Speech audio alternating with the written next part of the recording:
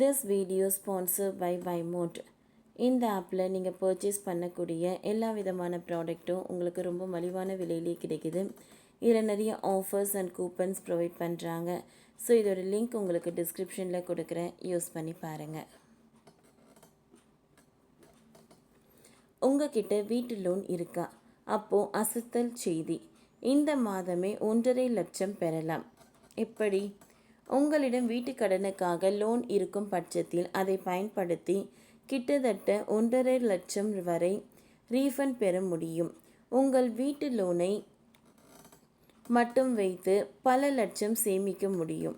நீங்கள் உங்கள் வரியில் வீட்டு கடனுக்காக வரி சலுகையை வருமான வரி சட்டம் 1961 கீழ் கோரலாம்.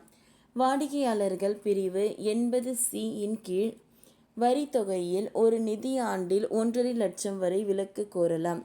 அல்லது நீங்கள் ஏற்கனவே விலக்கு கோராத பட்சத்தில் ரீஃபண்ட் பெறலாம். இதேபோல் பிரிவு 24P கீழ் செலுத்தப்படும் வட்டியில் ஒரு நிதி ஆண்டில் 2 லட்சம் வரை விலக்கு கோரலாம். இனிமேல் வருமான வரி விலக்கு தொடர்பான ITR ஃபைல் செய்யும் போது முறையான ரெண்ட் விவரங்களை அளிக்க வேண்டும். பொய்யாக கணக்கு காட்டினால் அதை தீவிரமாக பரிசீலனை செய்ய நிதித்துறை முடிவு செய்துள்ளது. கூடுதல் கணக்கு காட்டும் பட்சத்தில் உங்கள் வீட்டு ஓனரின் பேன் கார்டை சோதனை செய்ய நிதித்துறை முடிவு செய்துள்ளது. வீட்டு ஓனரின் பேன் கார்டு பொய்யாக தரப்பட்டு இருந்தால் அதற்கு ஆக்ஷன் எடுக்கப்படும் என்றும் அறிவிக்கப்பட்டுள்ளது. நாடு முழுக்க பல சம்பளதாரர்களுக்கு வருமான வரித்துறை சார்பாக நோட்டீஸ் அனுப்பப்பட்டு வருகிறது. இந்த முறை பொய்யான வீட்டு வாடகை பில்களை கொடுத்தவர்களை சோதனை செய்ய தொடங்கியுள்ளது. வருமான வரி விலக்கு பெறுவதற்கு பலரும் பொய்யாக வீட்டு வாடகை பில் கொடுக்கிறார்கள். இதை சோதனை செய்கின்றனர்.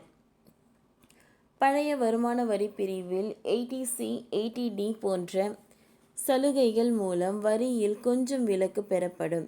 7 லட்சம் வரை வருமானம் வாங்குபவர்கள் 80C 80D போன்ற சலுகைகள் மூலம் இன்னும் அதிக விலக்குகளை பெற முடியும். இந்த வரி விதிப்பில் கடந்த முறை எந்த மாற்றமும் செய்யப்படவில்லை. வீட்டு வாடகைக்கான மூலத்தில் பெறப்படும் வரிக்கான வருடாந்தர வரம்பை தற்போதைய 2.4 லட்சத்தில் இருந்து 6 லட்சமாக உயர்த்தப்படுவதாக உத்தரவிட்டுள்ளனர். பட்ஜெட் அறிவிப்பின்படி ஒருவர் வாங்கும் வாடகை மாதத்திற்கு 50,000க்கு மேல் இருந்தால் மட்டுமே இனி அதற்கு TDS செலுத்த வேண்டும். அதாவது வருடத்திற்கு 6 லட்சம் வரை வாடகை வருமானம் இருந்தால் TDS செலுத்த வேண்டியது இல்லை. பழைய வருமான வரி முறையை பின்பற்ற போகிறீர்கள். அதை அடிப்படையாக வைத்து ஏப்ரல் 1க்கு பின் ITR தாக்கல் செய்ய போகிறீர்கள் என்றால் உங்களுக்கு பல சேமிப்பு மற்றும் முதலீடு திட்டங்கள் உள்ளன. ELSS, பரஸ்பர நிதிகள், PPE, PPF, EPF, NSC, வரி சேமிப்பு, FDக்கள் மற்றும் பல திட்டங்கள் உள்ளன.